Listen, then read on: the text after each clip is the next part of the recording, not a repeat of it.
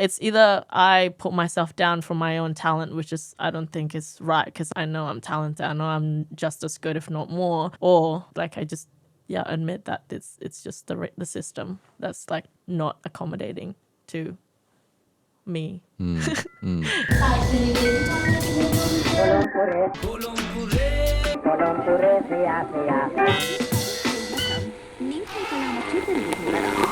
We would like to acknowledge that we are on stolen Yagara and Turrbal lands, and as settlers of colour, we reflect upon the damaging legacy of colonisation.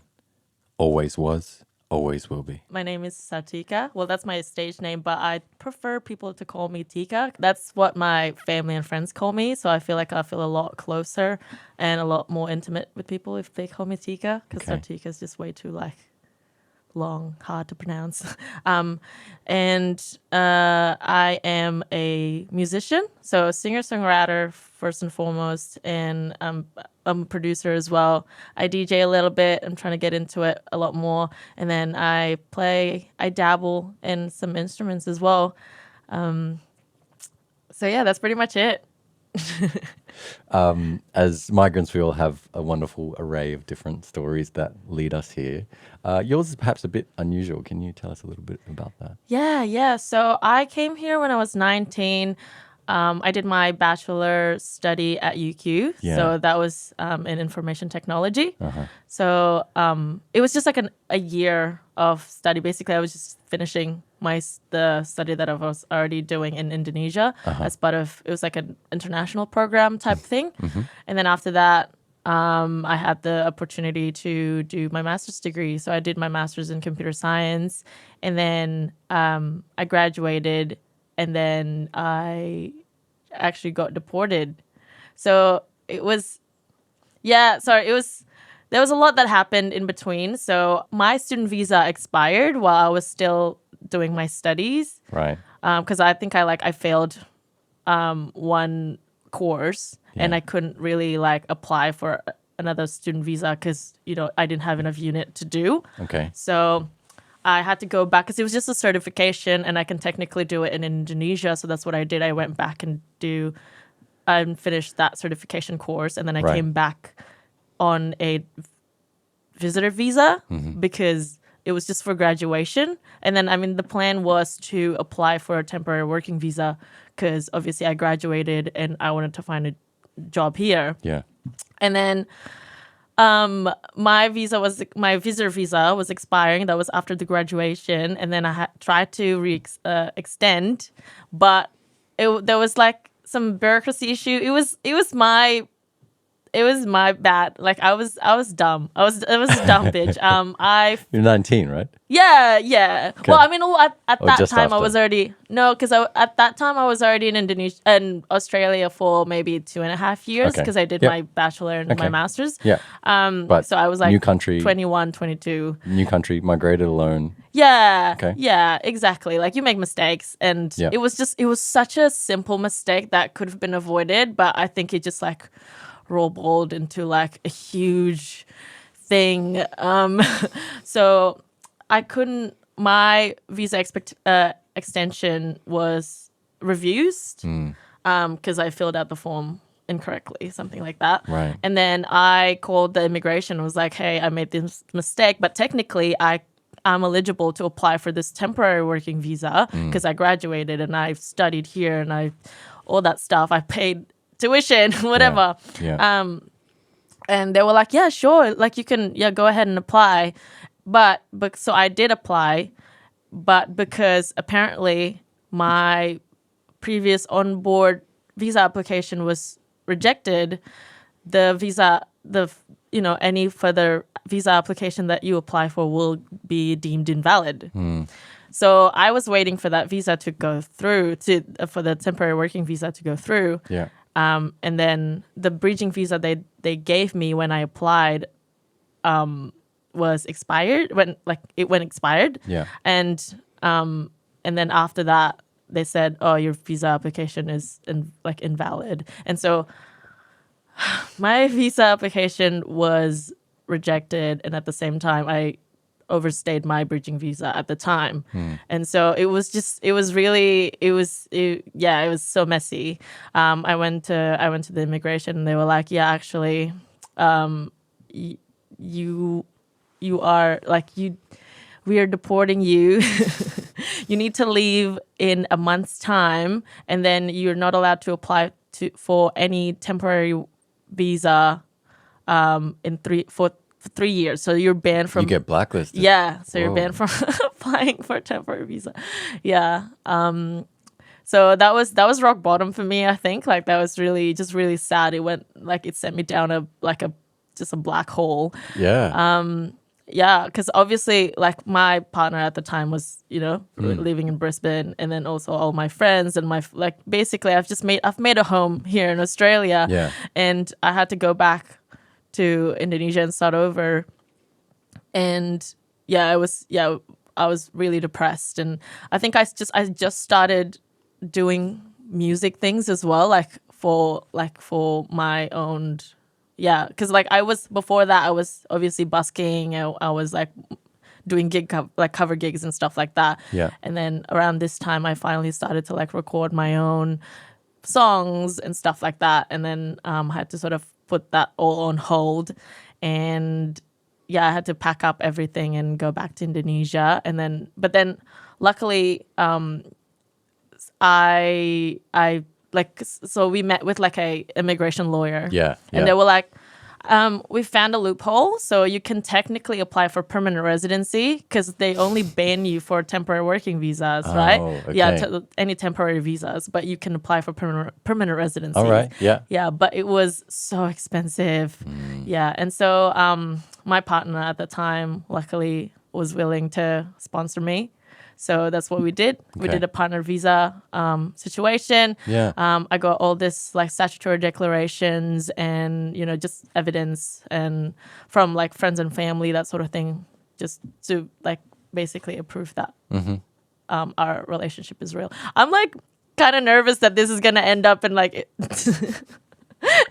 immigration home affairs agency, and they're like, actually you're not even together anymore. What? But I mean, that's the nature of life, right? Yeah. People, even if someone's getting married to someone and Yeah. has a visa, Yeah. what are there's certain high failure rates of marriage that everyone is aware of. Yeah. So that's the case for any relationship anyway, right? Yeah, So, exactly. And I'm I'm paying tax now. It's, Yeah.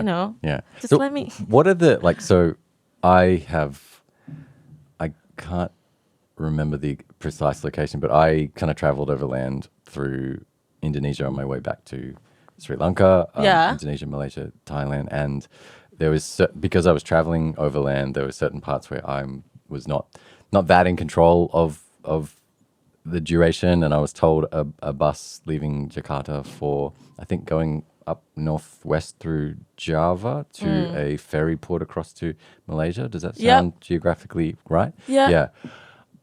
Was told that would be, I don't know, like a 20-hour odd bus ride. It ended up being 60 hours. Wow. And then I had overstayed by a couple of days. And, Oh, no. And being in Indonesia as a tourist, it's an overstay and it's a fine, and it's not that.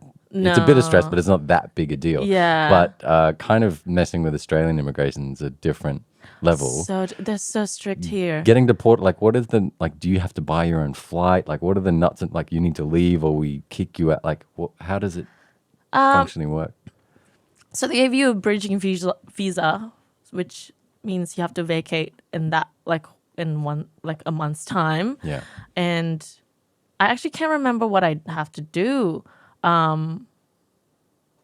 Yeah, I don't know if I had to, but I had to purchase my own ticket, obviously. Yeah. And it was because it was not like Let yourself out. Yeah, exactly. It's not like I was a threat to, Yeah. to Being the country. escorted on a, Yeah. Or breaking some sort of rules. It was just, yeah. So yeah, that's what I did. Right. Yeah. Right. And then let's go back a bit to what made you interested in what put Brisbane, Mianjin, and Australia on the map for you? What made you interested in being here?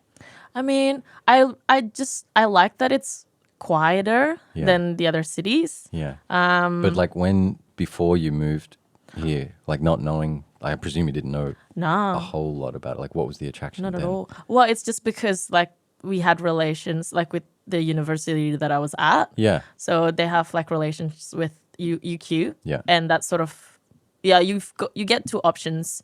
You can finish your study in UQ or RMIT. Right. And at the time, a lot of my classmates are going to UQ. Yeah. So I was like, I mean, I'll just do what everyone else is doing. Right. Right. Yeah. Okay. But I love it here. When I first got here, I was like, it's so quiet. It's like, it's pretty much just like students or like, retirees. What were you used to before? Like where were you living? Where did you grow up? I was in Java. So that's where I grew up is a very small town. It's called Kendari in Sulawesi. I keep telling people it's the island that looks like K on the map. Yeah, I'm picturing that straight away. Yeah. Is it in the tourist lens? Is it famous for like diving and that sort of?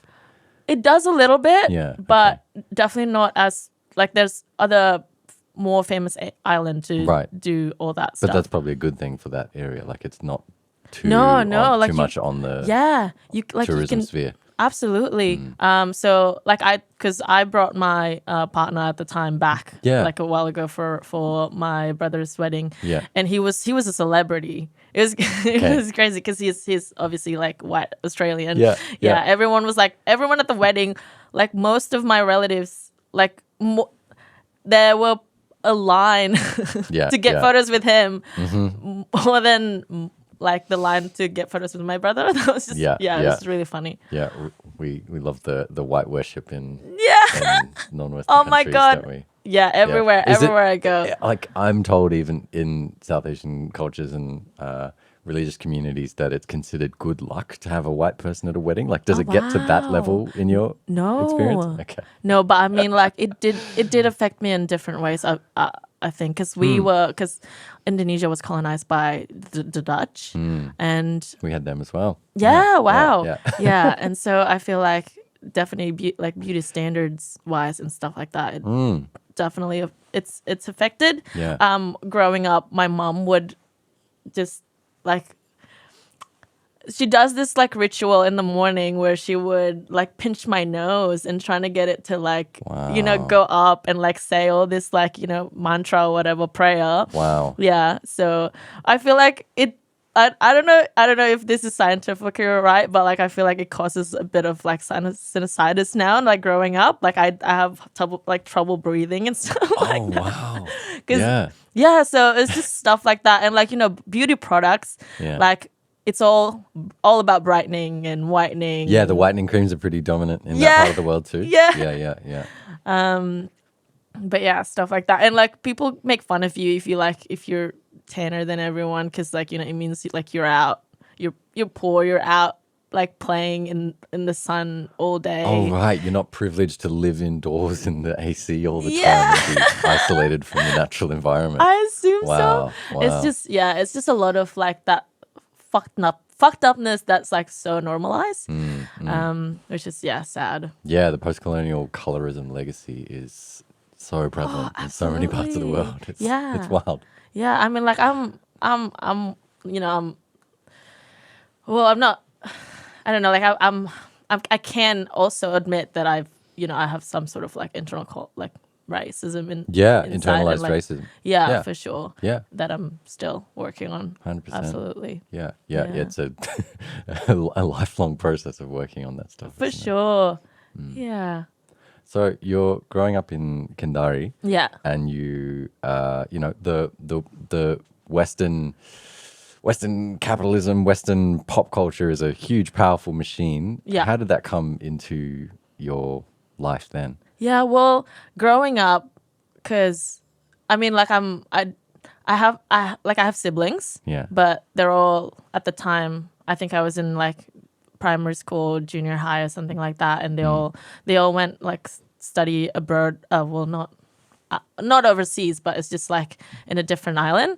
And I sort of like I'm alone all the time at home, like after school. So I'll pick up like some see like movies and stuff like that, and it's always just like Hollywood movies, that sort of thing. Yeah. Because we have like Video Easy, Yeah. stuff like that. So I just like I grew up watching a lot of Hollywood movies and like listening to, like Western songs. I mean, it wasn't that often, but I don't know. I've always just been drawn to like, you know, like Western sort of art and movies, and that's why I think I developed like American accent growing up. Yeah. Yeah. Which I find, I mean, there's a stronger legacy of that perhaps in the Philippines, which I think is connected to their particular mode of colonization. But it is interesting how it becomes this kind of global accent in a sense. Yeah, for sure. And like I've never even stepped in like the Right. Yeah. in the US, but yeah, I have. Yeah. So was American content, would you say that was a big part of your exposure to English language growing up? Yeah. Okay. Absolutely. What was your experience with languages growing up?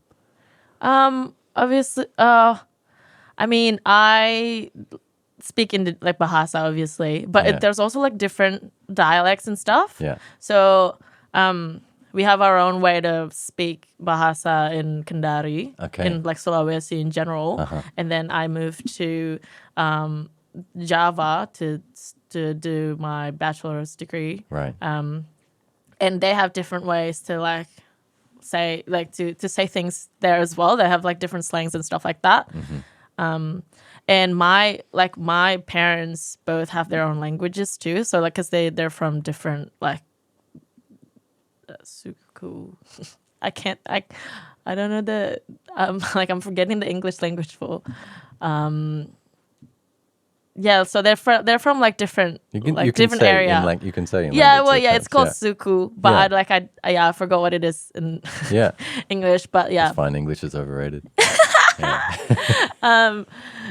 So they also speak different languages. Yeah. But then they never taught me any of their own languages. So and obviously English, and then I also studied a little bit of German in high school, which was kind of weird. It was so random. I don't know why German, because we actually in primary school we had some Indonesian learning in our That's our cool. primary school, which for a Western Sydney state primary school, I thought like to be to not get obsessed with the Latin and European languages, but to be cognizant in the early 90s of our biggest neighbor. Yeah, exactly. Was like a really That's cool how thing. it should be. Yeah. And I enjoyed playing a little bit with language on the streets as I was kind of moving through and just getting that, because I grew up only with English. My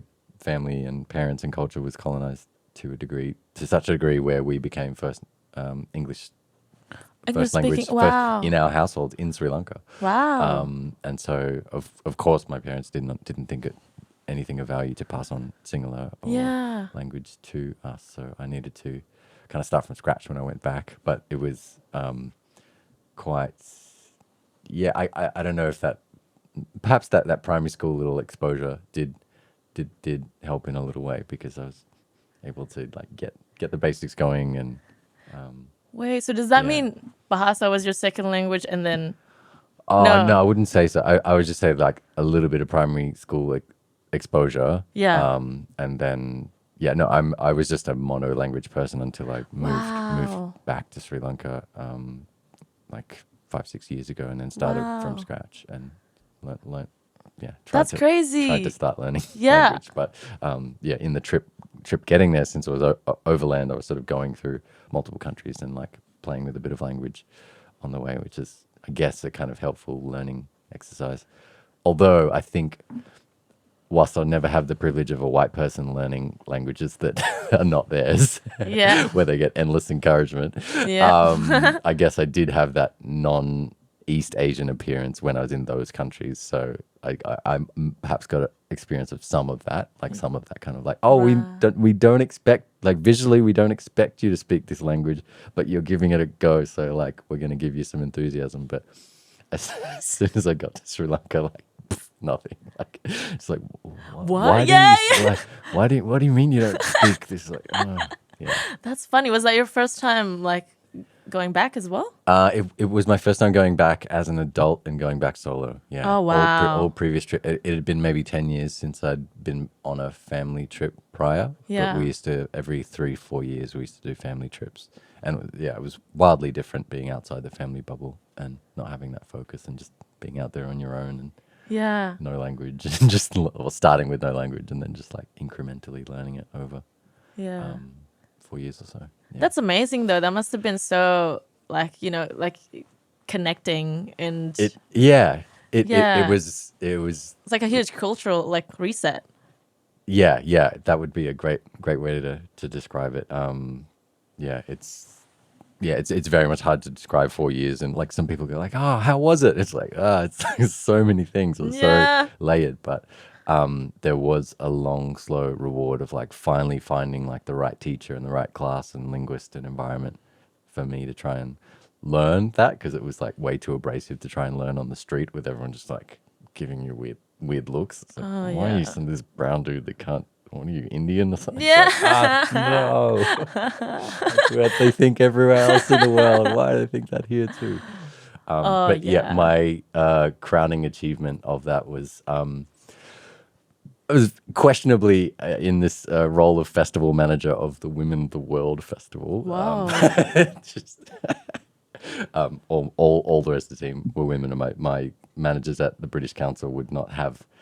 We've been working together for a few years. She's like, no, you're doing the gig. I was like, okay, this feels really strange. But essentially I was production manager, so it wasn't as wide as it sounds. But I was able to, work with a lot of staff and contractors in language.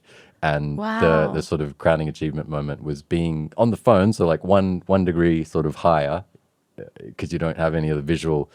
It can be a very expressive visual language, as I'm sure you'd be familiar with as well. But at the front of the venue for the Women of the World Festival was maybe a 3-story high cutout figure of a man that was going to be promoting an upcoming film.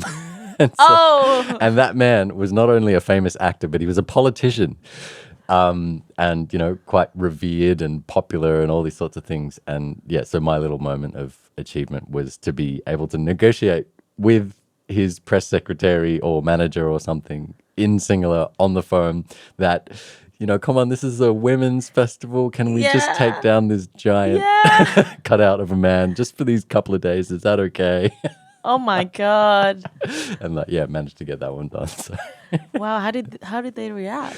I think I was able to sort of, say, oh, it's a women's festival, no, like you know, and it doesn't look good, and like, you know, like this sort of like, it's not that we don't like this person, we're not saying we don't, like all this sort of reassurance, and so like 3 or 4 years in, I was able to get to that level, which is still basic, but that's great. Imagine, because like I mean, you know, you're there to obviously facilitate and empower women, but you know, to a degree, like you don't have to be front and center. Like I'm just thinking about like last weekend with Siki. Like obviously Siki was hosting and it was all his ideas, but he was not like, you know, he's like he keeps you know, he's humble about it, and like he keeps everyone like all the girls like front and center. Right. And you're like creating space for that sort of transition in a way. And like I think my role, as awkward as it was, like being in that role, it was also a kind of a sign of the times at that moment that there was such bad gender representation in the event production, events management industry and the scene at the time. I'm pretty sure it has been improving since then. It was a few years ago now, but I guess it's sort of like holding space and supporting something with the understanding that, like, should the right person come along, that you step out of the way and help them get through as well. Yeah, no, that's great. Yeah, well done. Is it cool? Have you? I haven't had much to do with the Women of the World Festival here in Australia, because they all come under that same licensing thing that comes from London and South Bank. Yeah. Has that crossed your No, path actually, here? this is my first time hearing it. Right. Yeah. Right, okay. I don't know if they have a Brisbane arm, but tell me about your experience with busking, because I feel like that is something like it's almost like a rite of passage that all musicians should go through, because my experience of it, like you experience like all levels of engagement from zero to drunk people. Yes. And 0 to drunk people. it feels like it teaches you to perform in like this 360-degree fashion. Like what's some of your experiences with it? I bust in the markets, Yeah. train stations, festivals. Festivals are always fun, like in gigs, because I used to have my little sign and say like, "Help me get tickets" or something like that, or like, "This is a So you'd be ticket outside busking. ticket fun." Yeah. Okay. Yeah. Yeah, and it's so fun because 90% of the time I would get free tickets, or I would get like free entry somehow. Yeah. So like this one time I was at From Out. people seeing you do that. Yeah. They would give you. Yeah. Whoa. Because there's always Like a spare ticket. Right. Yeah. Like, because I get so much traffic, and sometimes people are sick or something like that, and they were gonna like give it to a scalper or something like that, and then they saw me and they're like, no, it's like. Yeah, so like most of the time it's like pity, but whatever. Like I'm getting it for free. It's a I guess putting yourself out there For sure allows them to feel more comfortable being part of the gift economy, or Yeah. donating something to you. Yeah, absolutely. And this one time, like this lady was just offered to buy me a ticket.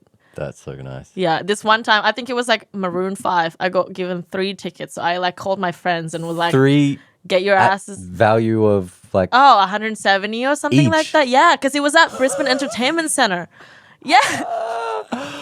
Oh my god! Yeah. Wow, hot tip if you can't afford to go to a gig, get outside. I was thinking and about getting busk. back into it, but actually no, it's fine. Everyone can do it. Everyone's welcome.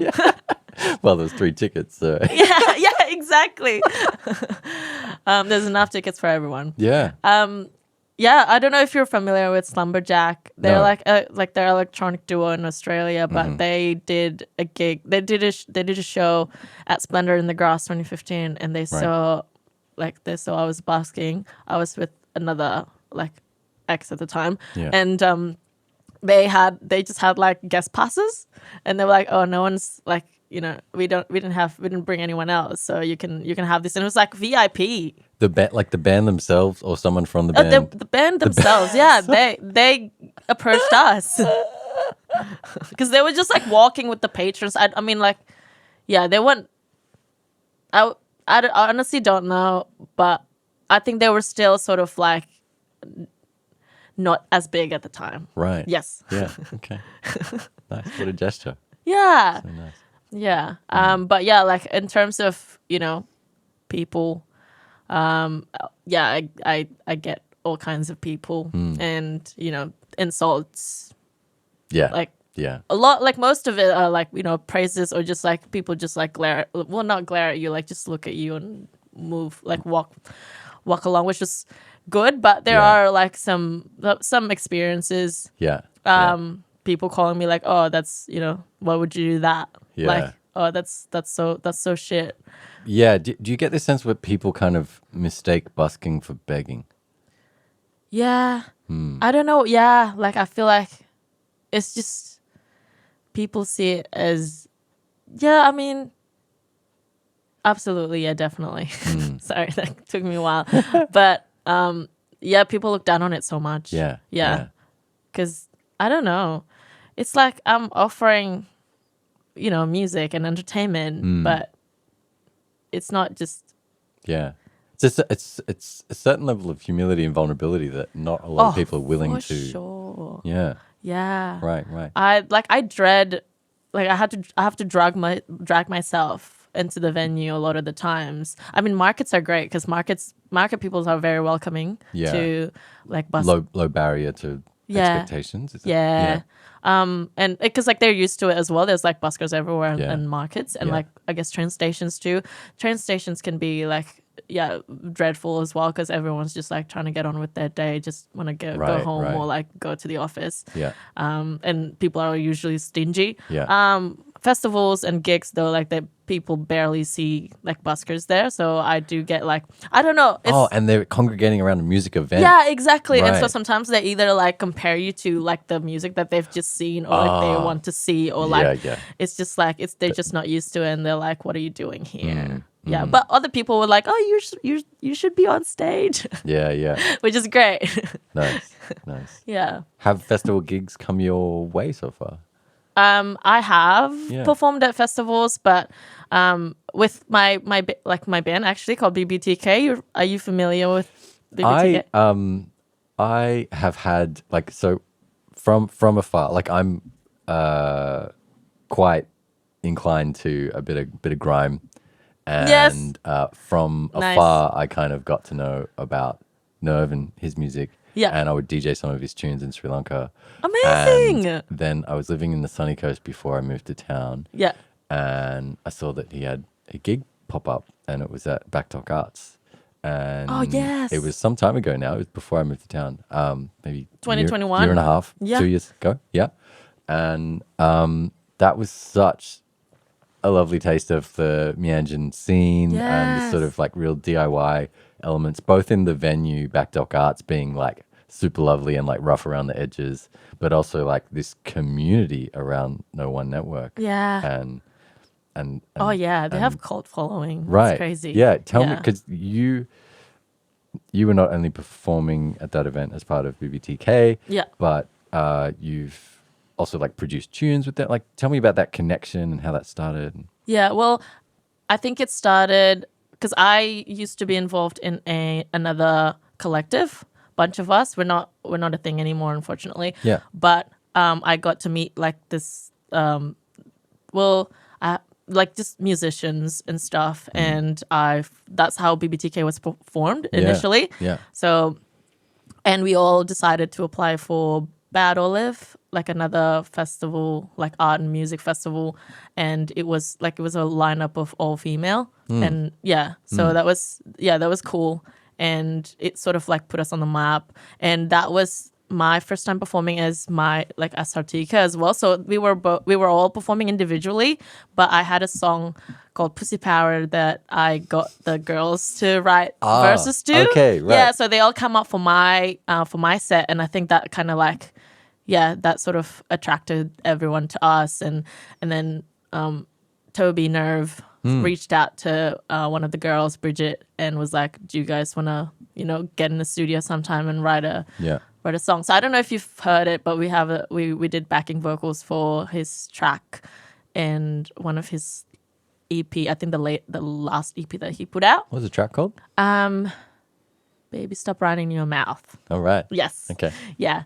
That was really fun, and I think from there we kind of like we got closer to the No One team, and they started putting us out like on shows and stuff, and so that's how we did like Yonder,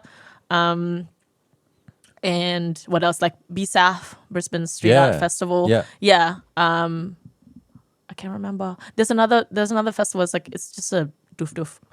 But yeah, it was really fun. Yeah, we had fun. Rabbits Eat Lettuce.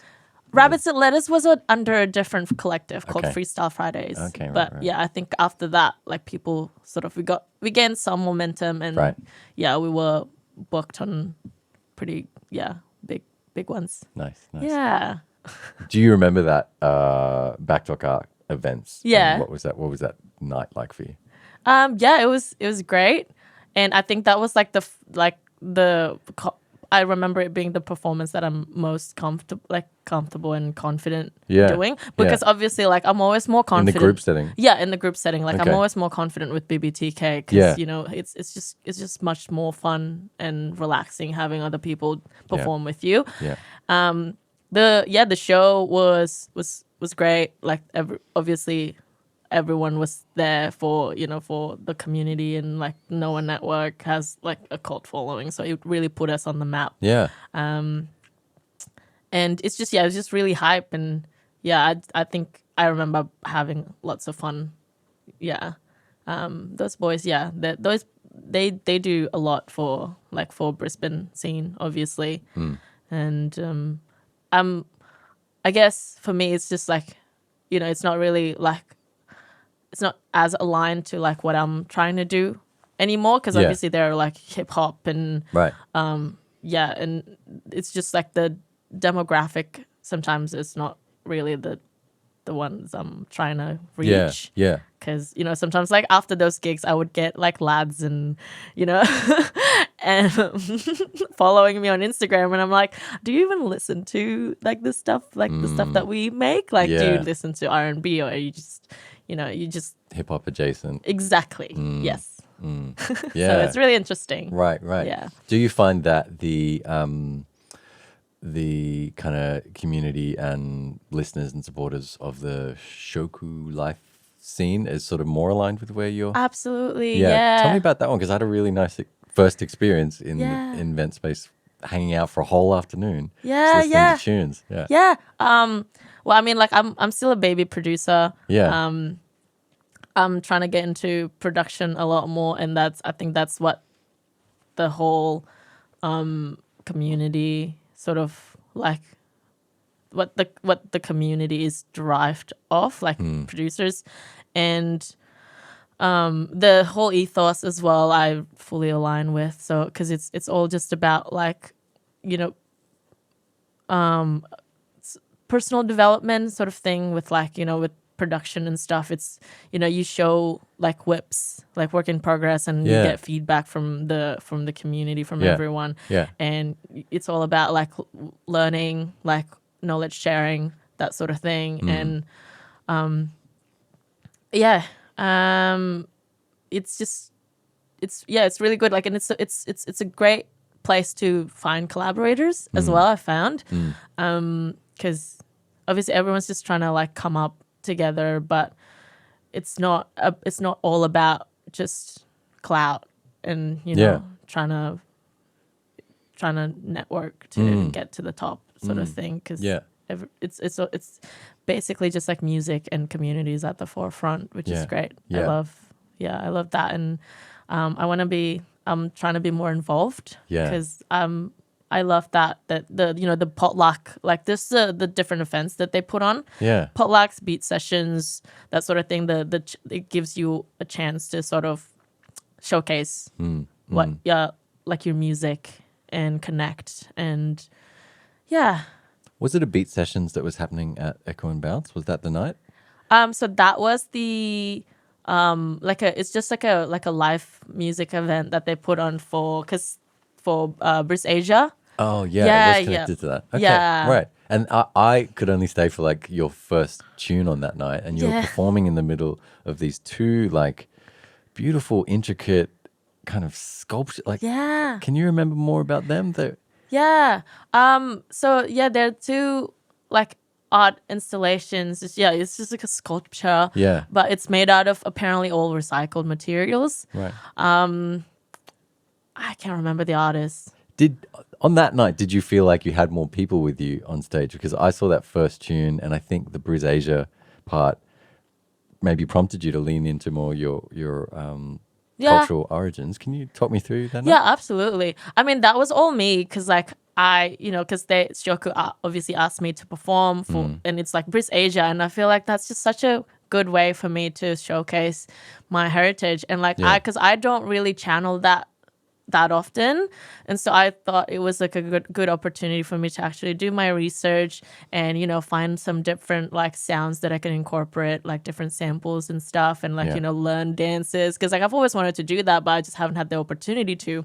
And it's a good way, because I did used to perform at Indonesian fairs and stuff. Okay. But it's, obviously it's all Indonesian that attends. Yeah. So in Bris Asia, you get like all sorts of, people attending. It's like it's open for public, and it's a good way to show people who hasn't been exposed to Indonesian culture, hey, this is the culture. Right. Yeah. Right. And yeah, it was I had lots of fun just prepping for the set, and I feel like that, I learned a lot from it. And yeah.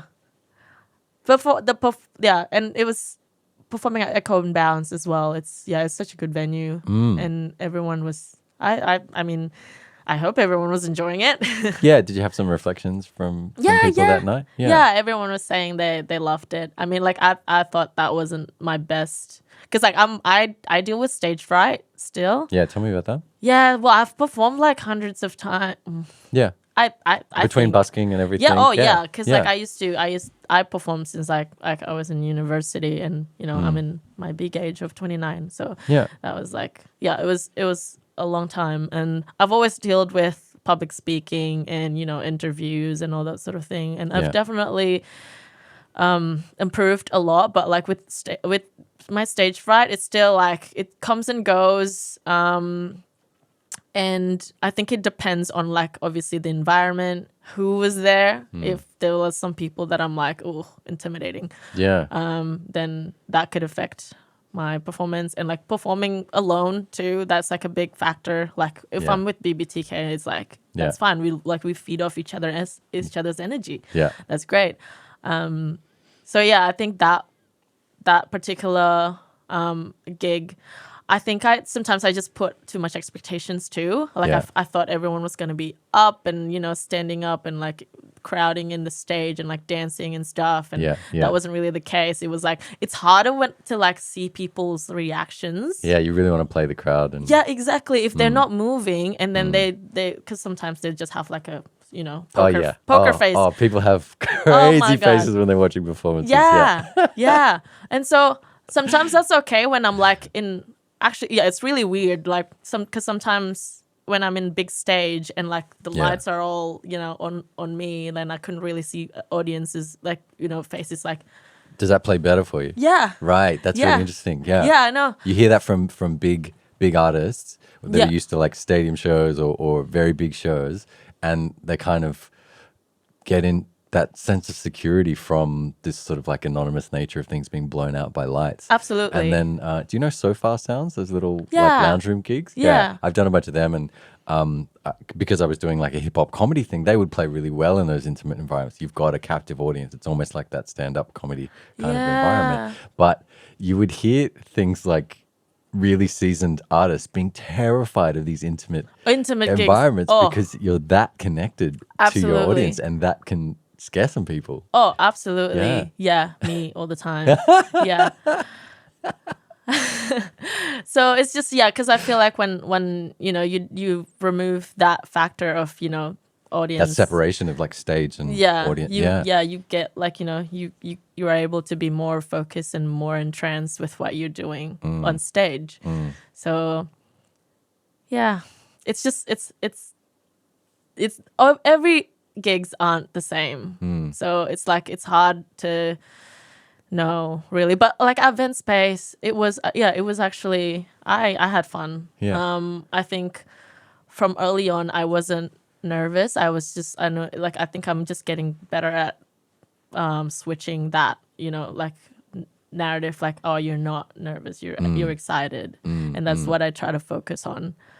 Is that something like you're someone who puts out a lot of visual content and a lot of videos, covers, and is incredibly productive with your media output? But in almost all of these, you're surrounded by instruments. You have loopers, you have samplers, you've got lots of things going on. You play multiple instruments, right? Yeah.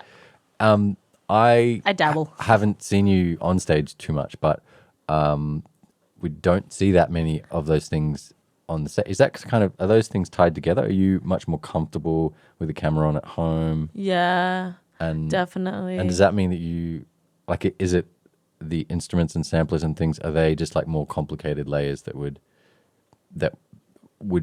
increase that stage anxiety? Are those things connected, or like is that a conscious decision not to bring the production to the stage? Yeah, well, I think what you said about like that it being it's gonna increase my anxiety, I feel like that's definitely the case, right? But also it's a separate thing. So me online doing my live loop covers, that's just me doing covers, and as opposed to being me live doing performing my own original, because I think I'm more comfortable being a singer-songwriter there, like on stage, and then when I'm at home.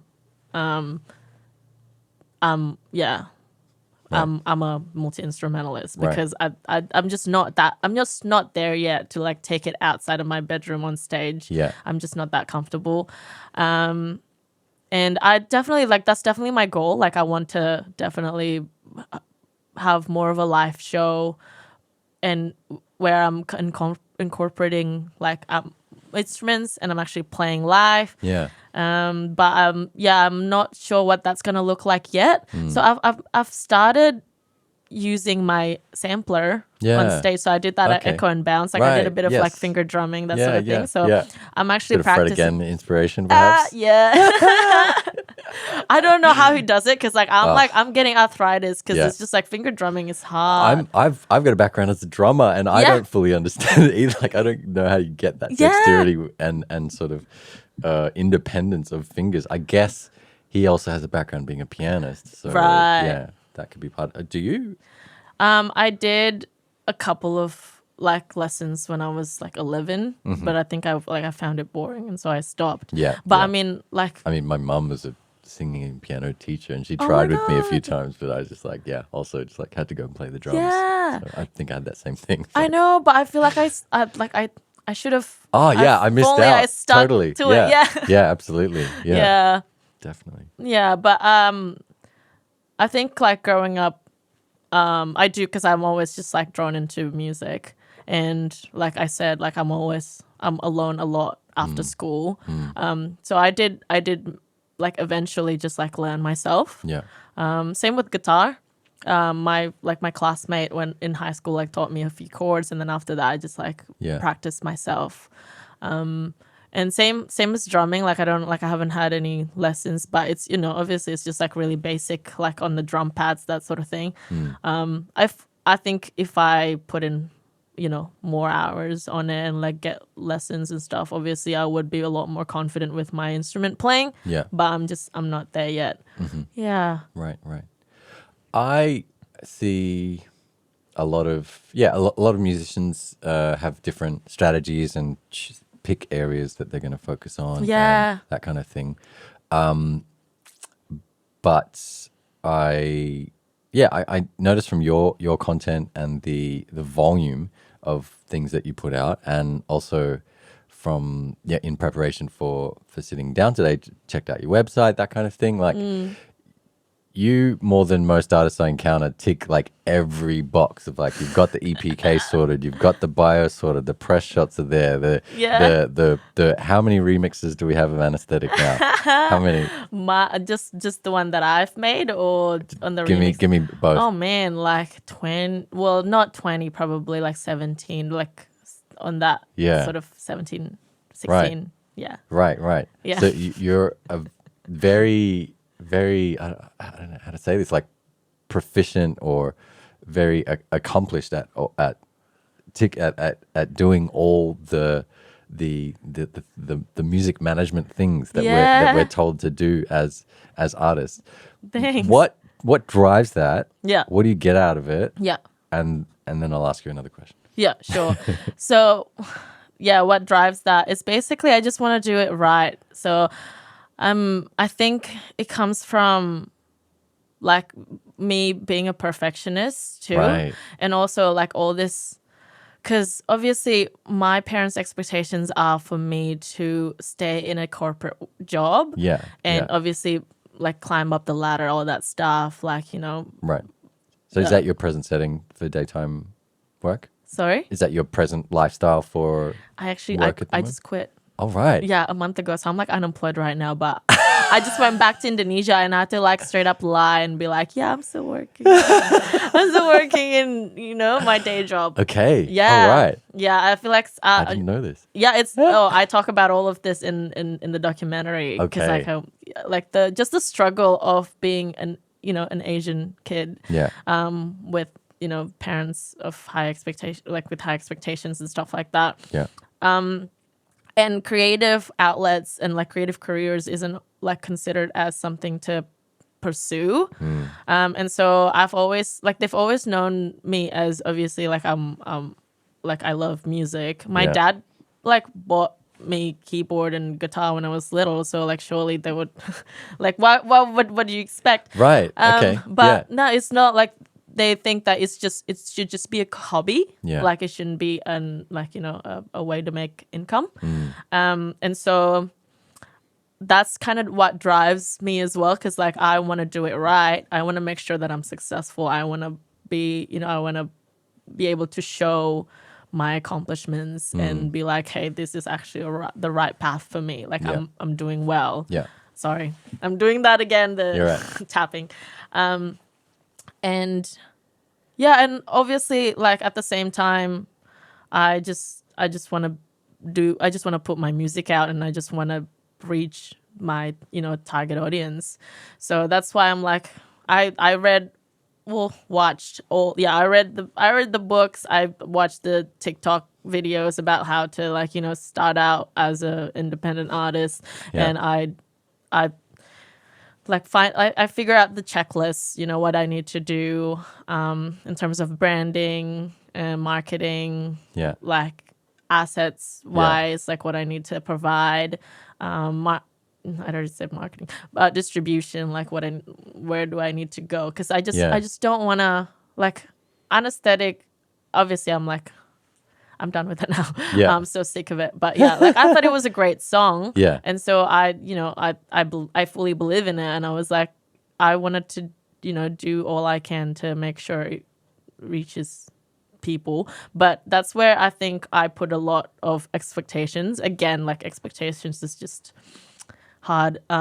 It's healthy to put some expectations, but when you put like matrices on to the performance of what you put out, it's just like it's that's where it gets you. Because I was definitely, I had to, I went down the hole of like, oh, this is not good enough, like this is not performing the way I wanted to. And It's such a cyclical thing as an artist, right? Yeah. You just keep going in that. Yeah, because like I think my goal was like, I just want it to be over 1,000 plays. I mean, which is it already is like on Spotify. Yeah. But like I shouldn't have to be focusing on that, because like there's obviously other good things that have like come from like me from releasing and putting all that content out there. Yeah. And so just trying to ignore the numbers and just be like, I put music, this is what I created, and I put it out. Yeah. That should just be an accomplishment in and of itself. To have more focus on just making it good. Making a good art. Getting it done. Yeah, and then just try and connect and engage with the people who listened to it, that liked it, because they are the core people that will support. Yeah. So being such a well-rounded, well-managed self-managed musician, having so many bases covered, like when I ask you for your bio, you could just quickly drop me a link because all that stuff's sorted, which is something that every artist should do. Yeah. So that there's the friction point there is zero. Yeah. So you don't have to get chased up for a bio, for a photo, all that sort of thing. Yeah. Which I've been on both sides of that, on the music management side and the artist side. Yeah. So I know all Oh, wow. all sides of that. But where are you finding the challenges? What's the friction points for you now? I think, I feel like I burned myself out with the first song, because I was like, I want to do as much as possible. Yeah. But now having to redo that to my second release, it's like, it's just too much work. Yeah. And for little result, which is still, I need to unlearn that sort of mentality that needs to perform well. So I'm just trying to like take it easy and just be like kind to myself, and obviously still create that strategy, because I can just like reapply what I've already done for anesthetic, but I just need to be a lot more sustainable with it. Yeah. And I think because I was dealing a lot with like self-worth as an artist, because I feel like, like I've done all this work and it's not getting enough attention, and I see all this like my peers who started like just the same time as me or after, who's managed to, peak so fast, Right. so much faster that than me. comparison, right? That comparison, absolutely. Thief of joy. Yeah, for sure. And it just feels like, I've always had to do harder. Like I had to work harder to yield little result. Yeah, I think it's just, I feel like I've heard you or seen you write that before, like that sense of working harder. Are you comfortable sharing more light on that? Yeah. I mean, obviously, like as I deal, like there's like a lot of factors. I deal with anxiety and I've just putting myself out there kind of thing sometimes is very scary.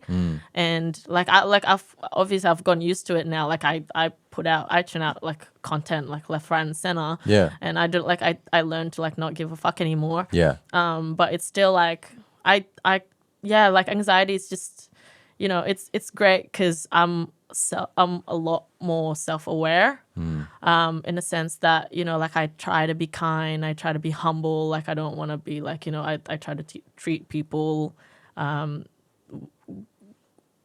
try to treat people nicely, and I try to support like fellow creators, that sort of thing. But at the same time, obviously, I cringe at myself a lot, and oh my god. See, I'm like, Yeah. I'm anxious just talking about being anxious. And Naturally. at the same time, obviously, it holds myself back because I feel like I could have said yes to opportunities. I mean, it's not like I've got a lot of opportunities coming my way. Yeah. But I feel like I could have been I could have done a lot more. Maybe but I'm just like too scared. At the same time, obviously the family expectations factors. Yeah. And What's that like for you? Because you're geographically quite separated. You've just spent some time back there. Yeah. So I don't know. I think there's just a certain image that I need to uphold, and like when I'm with them. And obviously, like I have a lot more freedom being here because like I'm a lone wolf. Like none of my family's here, so I can do whatever the fuck I want. But online, obviously, I need to be modest because like my family's Muslim, and so they want sometimes I have to hold myself back, and like I can't be too sexy, that sort of thing, which is I don't want to do anyway. Yeah.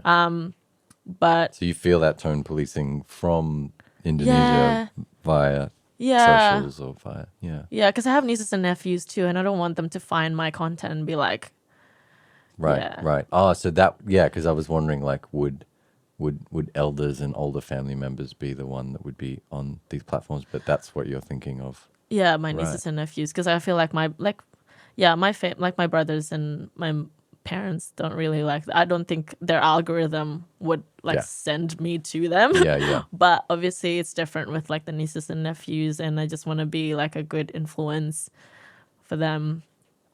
But obviously, at the same time, I want to be successful enough that I can show them that I can take this path and be successful, and they don't have to I don't have to conform to like what they want me to be. Right. Yeah. Other than that, I think just how it is in Australia and like in the industry as well. I feel like it's so much harder as like artists of women of color to thrive. Yeah. Because like you see like festival lineups and stuff like that, and other sort of initiatives like for like independent or like musicians, where it's still sort of predominantly like white artists. Yeah. I mean, like I don't honestly like before the documentary, I tried so hard to not be like political about everything because I'm like I just don't want to offend anyone, but it's just also at the same time this is my experience, so it's just like it's hard to just keep it in for myself anymore because like I've had like like peers for like white, like as I mentioned, that have had Triple J plays on their like Yeah. the first song. I mean, like Right. I've had it, but like I've been played at Triple J, but that was like because I was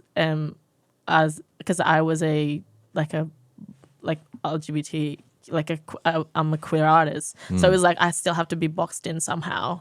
Yeah, so it's like all the gigs that I've played, it's like it's either like for you know like Asian artists, like showcasing Asian artists, which is the Like Briz Asia. British Asia, the Wild Jasmine show, and then yeah, what and the Brisbane Pride Festival as well. Yeah. So it's all like it's like I don't really exist outside of the yeah, and like it's hard to not take it the wrong way because like I'm like it's either that or I'm just looking down at myself being like, am I not talented enough? Am I not, am I not confident enough? Am I not like attractive enough? Or like is my music not as good? Yeah, that like sort of the thing. Western beauty lens is Yeah. quite Am strong. I not palatable enough? That sort of thing. So it's either I put myself down for my own talent, which is I don't think is right because I am like I know I'm talented. I know I'm just as good, if not more. Yeah.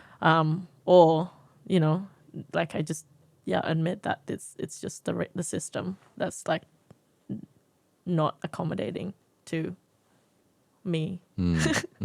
Is that you mentioned like cringing at your own stuff? Is there also like a part of you that's kind of like can look back and go like, oh, look, like progress, that sort of thing? As Oh, well? absolutely, Right. all the time. Yeah, it's great. And yeah, obviously, like I went from just like my like bedroom studio, which is not like I was on the floor. I had like very little instruments, that sort of thing, and I was just with my acoustic guitar, which was like not even good quality. And then and then I did that just like because like at that point I was just creating for the sake of creating. I looked at it as like this is just me practicing music, but I record myself and I put it out so I can look at it later or something like that. And obviously that sort of like exponentially sort of grow. Was this more the YouTube cover Yeah. days? Right. Yeah. Okay. And so like now I do like live loop covers, and even like lately, it's a lot better than what I was before. Yeah. And obviously like I cringe at the old videos because it's like, oh my god, this is not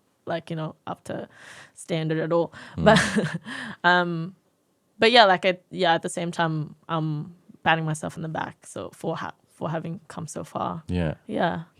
Yeah. So there's definitely like, being a solo performer is a lot to carry on your shoulder, and you have to deal with all the, particularly as an empathic artist, and dealing with the sensitivities of different audience and feeling that sense in the room. Yeah.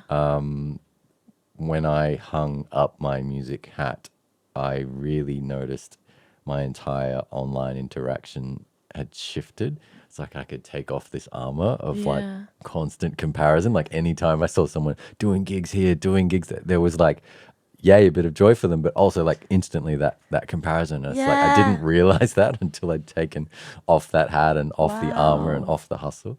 But amidst those great challenges of art and creating, there's also, as you mentioned with Shoku Life and other spaces, there's this sense of community. And I do see you making these like lovely posts of these like picnic park jams. Yes. Can you tell me about those and like, what happens there? Okay.